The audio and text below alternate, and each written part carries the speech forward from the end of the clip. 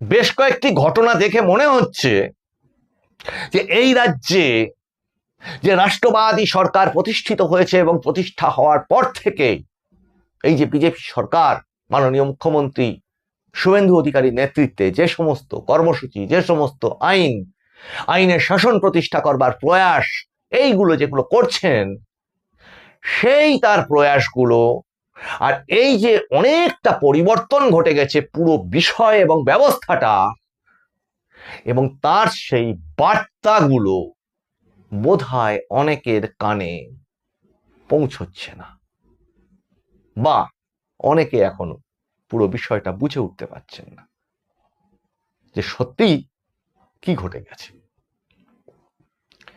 বন্দে মাতরম, নমস্কার, মানুষের ভাষায় আপনাদের সকলকে স্বাগত।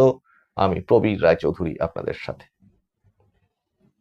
কোন কোন ঘটনা এগুলো চোখে আঙুল দিয়ে দেখাচ্ছে যে তারা আছে তাদেরই মতো, তাদের চোখে কানে, চোখে পড়ছে না অনেক কিছু, কানে ঢুকছে না অনেক কিছু, আদপে তারা বুঝে উঠতে পারছেন না কি সেই ঘটনা। এক তো গত এপিসোডে বলেছি বারুইপুরের মতো নৃশংস ধিক্কারজনক ঘটনা, যাকে এক বন্ধনীতে রাখা যায় হাঁসখালি, কামদুনি এবং অভয়ার মতো, নির্ভয়ার মতো ঘটনার সাথে। একই রকম নৃশংস, প্রতিবাদযোগ্য, এবং একই রকম ভাবে আমরা শাস্তির দাবি জানাই, চরম শাস্তির দাবি জানাই, যে হোক সে, যারা অপরাধী প্রমাণিত। পাশাপাশি কোন ঘটনা, আগামীকাল স্বরাষ্ট্রমন্ত্রী মাননীয় অমিত শাহ এই রাজ্যে আসছেন। শ্যামাপ্রসাদ মুখোপাধ্যায়ের জন্মতিথি উদযাপন হবে, এবং শ্যামাপ্রসাদ মুখোপাধ্যায় এবং গোপাল মুখোপাধ্যায়, যাকে বলা হয় গোপাল পাঠা, তাদের যে আবক্ষ মূর্তি, সেই মূর্তি খোদ কলকাতার শহরের রাস্তায় ভাঙচুর করা। ঘটনা দুই। আরেকটু আগে চলে যান, পার্ক সার্কাসে যে হল্লাবাজি এবং অশান্তি তৈরির প্রয়াস হয়েছিল, এবং যেখানে পুলিশদের গায়ে হাত তোলা হয়েছিল, আধা সেনার গায়ে হাত তোলা হয়েছিল, আহত হয়েছিলেন তারা। এর সাথে যদি যোগ দেন জাহাঙ্গীর পুষ্পা, তাকে ছাড়িয়ে নেওয়ার জন্য তার স্ত্রীর নেতৃত্বে বেশ কিছু একটা মব, সেটা থানাকে আক্রমণ করা এবং পরবর্তীকালে পালানোর চেষ্টা, পুকুরে ঝাঁপটাপ দিয়ে, এই ঘটনাগুলোকে যদি এক জায়গায় রাখেন, তারপরে আর একটা সূক্ষ্ম অংশে আসছি। তাহলে এই ঘটনাগুলো কি প্রমাণ করছে? এই ঘটনাগুলো প্রমাণ করছে যে অপরাধ মুক্ত নিষ্কলুষ সমাজ ব্যবস্থা যেমন হয় না, তেমনি যেখানে একটি সরকার প্রথম থেকে মুখ্যমন্ত্রী, তার অন্যান্য মন্ত্রীবর্গ এবং তাদের রাজনৈতিক দলগতভাবে জিরো টলারেন্সের কথা বলা হচ্ছে করাপশনের ক্ষেত্রে এবং এই ধরনের অপরাধগুলির ক্ষেত্রে, তাহলে কি এই এরা যারা এই ঘটনাগুলো ঘটালো, তারা সেই আগের মেন্টাল সেটআপে আছে, তারা তার মানে সেই বার্তাটা এখনো বোধহয় শুনতে পাচ্ছে না যে সত্যি জিরো টলারেন্স বিষয়টা ঠিক কতটা পরিমাণ হতে পারে। আর সত্যি তার মানে তাদের কানে পৌঁছয়নি বলেই এই সরকার, মানে ওই যে এই সরকারটা আসার পর, আগের ওই অন্ধকার জমানার অবসান হওয়ার পরও এরা স্পর্ধা দেখায় এই ধরনের কাজগুলো করবার। এরা এখনো স্পর্ধা দেখায়, শুধু না দেখাচ্ছে, এবং সব কটা ঘটনাকে ছাপিয়ে চলে গেল বারুইপুরের এই ঘটনা। এই ঘটনা মুখ্যমন্ত্রী নিজেই অনেকবার বলেছেন, পুলিশ বৈঠকে, প্রেস কনফারেন্সে, এই সেদিনই বললেন, গতদিন বলেছেন, অপরাধের সঙ্গে কোন রকম টলারেন্স নেই, জিরো টলারেন্স, এবং পুলিশকে স্বাধীনতা দেওয়া হয়েছে সমস্ত রকম ভাবে সংবিধান এবং বিএনএস কে মেনে অপরাধীকে চিহ্নিত করে শাস্তি পর্যন্ত পৌঁছানো। এবং মুখ্যমন্ত্রী কিন্তু একাধিকবার বলেছেন যে মানে এই সরকার কিন্তু চেষ্টা করবে ওই শুধুমাত্র জেলে ভরে না, কনভিকশন পর্যন্ত শাস্তি প্রদান করা পর্যন্ত এই সরকার প্রয়াস চালিয়ে যাবে। জানি অভয়া ঘটনায় বহু মানুষের হতাশা আছে, আমাদেরও আছে, এবং স্বয়ং মুখ্যমন্ত্রী সেই ব্যাপারে উদ্যোগ নিয়েছেন, স্বয়ং প্রধানমন্ত্রী সেই বিষয়ে উদ্যোগ নিয়েছেন। এতৎ সত্ত্বেও তথ্য প্রমাণ লোপাট, তার ভিতরকার সেই সময়কার শস্যের মধ্যেকার ভূত কারা কারা কারা কারা কারা তা তো আগামী দিনে তদন্তে জানা যাবে। কিন্তু তথ্য প্রমাণ লোপাট হয়ে যাওয়ার পর একটি তদন্ত যে বিভিন্ন রকম ভাবে ভুল পথে পরিচালিত হয়েছে, এটা আর কারো চোখের সামনে অস্পষ্ট নয়, সেটা স্পষ্ট। অনেকে আগ বাড়িয়ে এমনকি তাদের মধ্যে কারা কারা জড়িত ছিল সেই আগাম অনুমানও সংবাদ মাধ্যমের সামনে করে দিচ্ছেন। এখন সেই জায়গাটার রেকটিফিকেশন তো আমরা এক্সপেক্ট করব। হুশ, কিচ্ছু হবে না, সেটা অন্তত এবার হবে না, এই আশাও তো মানুষ করছে। কিন্তু প্রসঙ্গটা হচ্ছে, এই ধরনের অপকর্ম যারা করবার সাহস এখনো দেখাচ্ছে, তারা কি এটা ভুলে যাচ্ছে যে সরকারটা পাল্টে গেছে? আগের সরকারটা নেই, যেখানে যারা অপরাধ করবে তাদেরকেই হয়ে আবার সেই সরকার বাঁচানোর জন্যে মাঠে নেমে পড়বে। Lower court, high court, supreme কোর্টে গিয়ে বড় বড় প্যানেল অফ লয়ার্স ফিট করে লক্ষ লক্ষ কোটি কোটি টাকা ব্যয় করে তাদেরকে ছাড়িয়ে আনার ব্যবস্থা করবে। কামদুনির পরিণতি আমরা দেখেছি। পরবর্তীকালে এই ধরনের জঘন্য নৃশংস ঘটনাগুলি আরো ঘটেছে, যেখানে মাপা হতো, ধর্ষণকে ক্ষতিপূরণ দিয়ে চেপে দেওয়ার চেষ্টা করা হতো, টাকা দিয়ে চেপে দেওয়ার চেষ্টা করা হতো, যেটা অভয়ার ঘটনাতেও সেই ধৃষ্টতা ওই সরকার এবং তৎকালীন ওই মুখ্যমন্ত্রী, বলতেও অস্বস্তি লাগে, বিরক্ত লাগে যে ওই রকম একজন মুখ্যমন্ত্রী আমরা এই রাজ্যে পেয়েছিলাম। কত বড় দুর্ভাগ্য আমাদের। অভয়ার ঘটনাতেও উনি টাকা পাঠানোর ব্যবস্থা করেছিলেন, ব্যাপারটাকে চেপে টেপে দেওয়ার ব্যবস্থা করেছিলেন। জলের মতো পরিষ্কার, দিনের আলোর মতো পরিষ্কার ভাবে মুখ ফুলিয়ে তারা এই সমস্ত কাজগুলো করতেন, এবং কখনো কখনো এই ধরনের ঘটনাকে আরো অনেক রকম প্রেক্ষিত দেওয়ার চেষ্টা করতেন। তার দলের খুব তাত্ত্বিক নাট্যকর্মী এক সাংসদ, তিনি আবার বলেছিলেন ধর্ষণেরও প্রেক্ষিত থাকে, এরা আবার বুদ্ধিজীবী। তা আমি বহুদিন ধরে এদেরকে নাম দিয়েছি কুবুদ্ধিজীবী। এদের বুদ্ধি সমাজের দরকার নেই, এদের বুদ্ধি নিলে সমাজ কলুষিত হয়ে যাবে। বিভৎস অত্যাচার যখন মুর্শিদাবাদ, মালদা, বাংলাদেশ, এই সমস্ত ঘটনাগুলি যখন হিন্দু সম্প্রদায়ের ওপর একের পর এক নৃশংস অত্যাচার নেমে এসেছে, তখন এই কুবুদ্ধিজীবীদের না পেন থেকে কিছু বেরিয়েছে, না মুখ থেকে কিচ্ছু বেরিয়েছে, কিছুই বেরোয়নি, এনারা কিচ্ছু দেখতে পান না। যাই হোক, তাহলে সেটা তো না হয় একটা সমাজ ব্যবস্থা ছিল, আর ওইটার থেকে যে পরিবর্তন ঘটে গেছে, শুধু পরিবর্তন না, সমাজের যে একটা রূপান্তর ঘটছে, এইটা এখনো অনেকে বুঝতে পারেনি, দেখতে পাচ্ছে না, শুনতে পাচ্ছে না। কনসেপ্টের গন্ডগোল হয়ে যাচ্ছে। কোথায় যাবে, কি করবে, এটা যেমন একটা বিষয়, দৌড়ি ছুটোছুটি, এই দল পাকানো সেই দল পাকিয়ে আর একটা জায়গায় যাওয়া, বিধানসভায় লোকসভায় সেসব লোকে দেখছে, হা হা করে হাসছে, সে তো ঠিক আছে।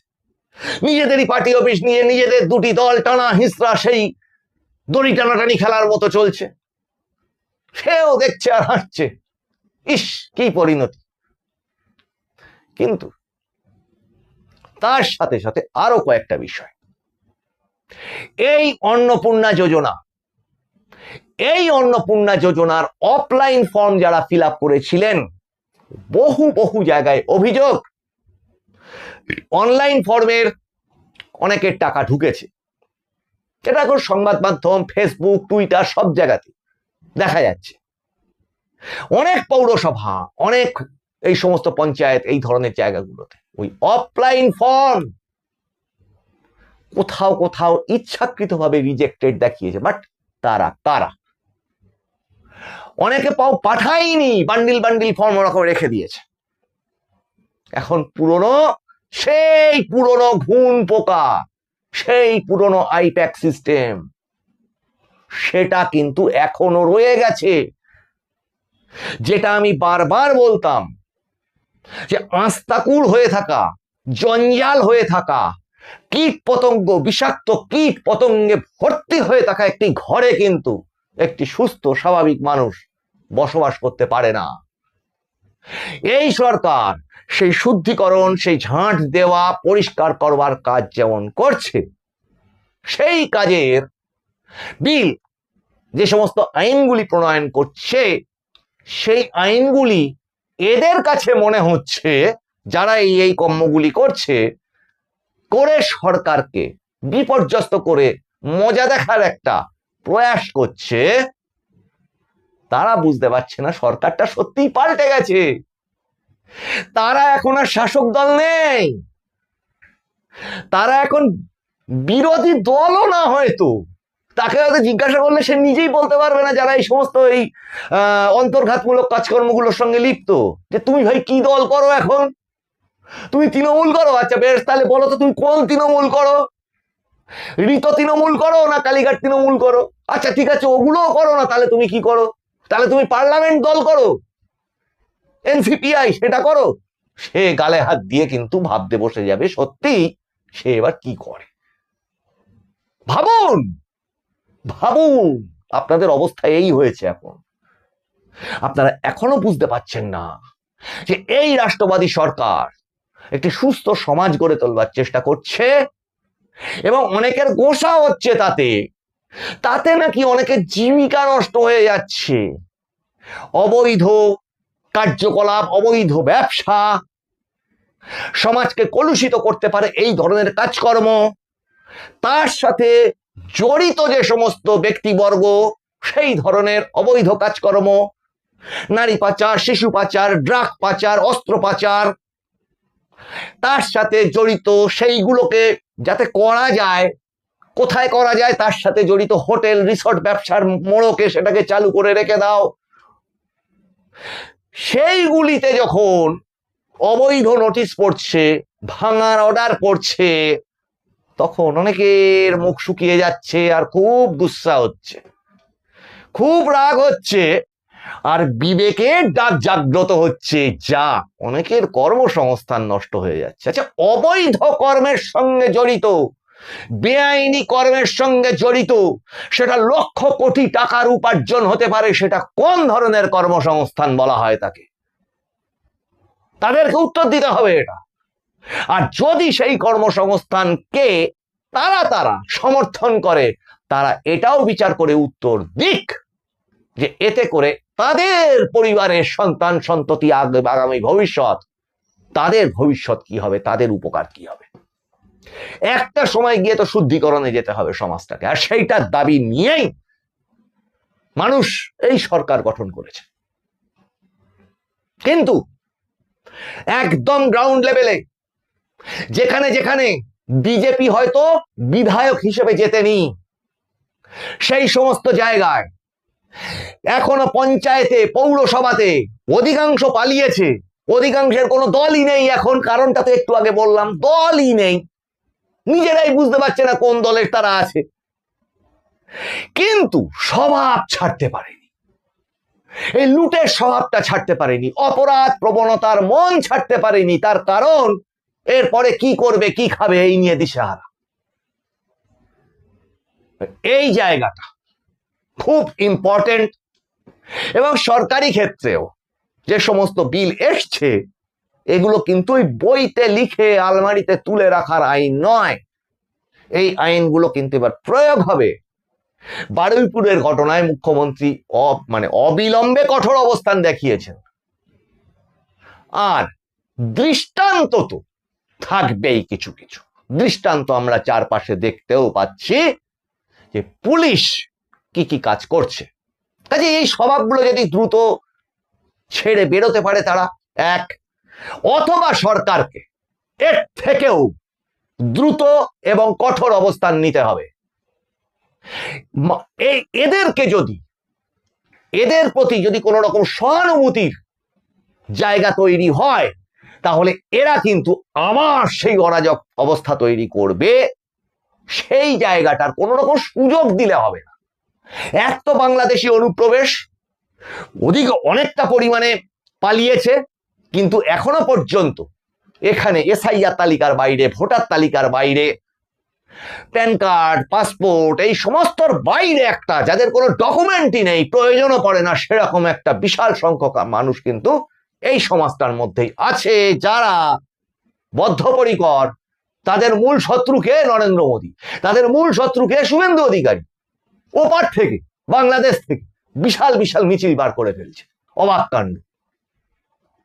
আপনি বলবেন যে আচ্ছা তুমি শুরু করলেন ওই জায়গা থেকে, মানে এই ধরনের অপরাধের ঘটনাগুলো দিয়ে, সেখান থেকে এই বাংলাদেশের অনুপ্রবেশ এই সমস্ত জায়গাটায় চলে আসলো, কারণ এই সমস্তটা একটা শৃঙ্খলে বাঁধা।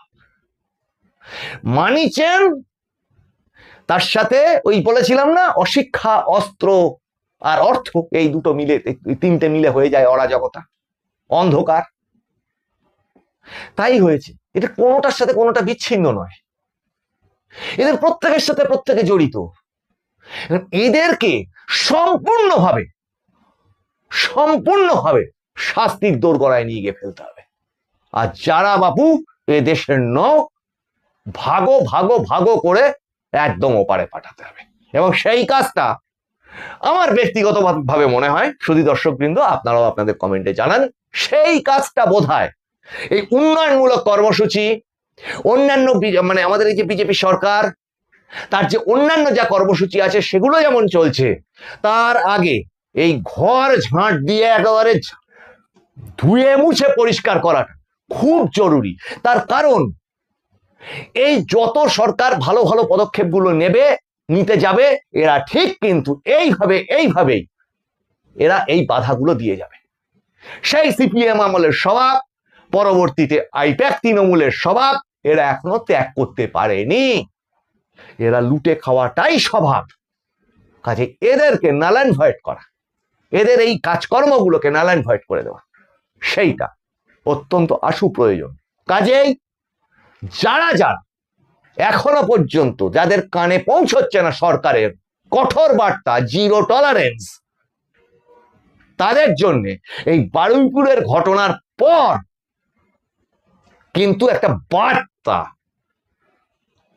এই জায়গায়, চতুর্দিকে পশ্চিমবঙ্গের মাটিতে যে পরিমাণে দুষ্কৃতী এবং অপরাধী অ্যারেস্ট হয়েছে এই গত 2 মাসে, তার নজিরবিহীন। সেটা দেখে অন্তত শিখুক তারা যে সত্যিই পাল্টে গেছে। আর যাদের কানে তারপরেও পৌঁছবে না, আশা করি তাদের অবস্থা পুষ্পার মতো হবে। আর এই বারুইপুরের ঘটনা যেন ওই নির্ভয়ার আসামিদের মতোই তাদের পরিণতি হয়, অভয়ার আসামিরা যেন ধরা পড়ে,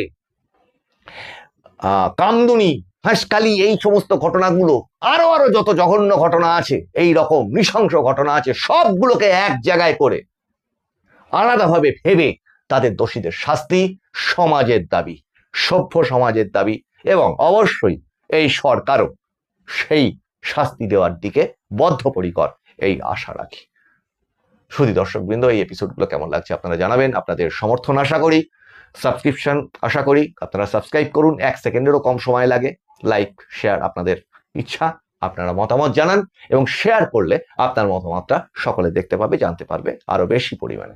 আপনার নোটিফিকেশন অন রাখুন। আপনাদের সঙ্গে দেখা হচ্ছে আবার সামনের এপিসোডে। আপনারা নজর রাখুন মানুষের ভাষার পর্দায়। আবারও বারুইপুরের মতো এই ধরনের ঘটনাকে ধিক্কার জানিয়ে এই এপিসোড শেষ করছি। ওই যে বললাম, আপনারা নজর রাখুন মানুষের ভাষার পর্দায়, কারণ মানুষের ভাষা সবার মনের কথা বলে। বন্দে মাতরম। নমস্কার।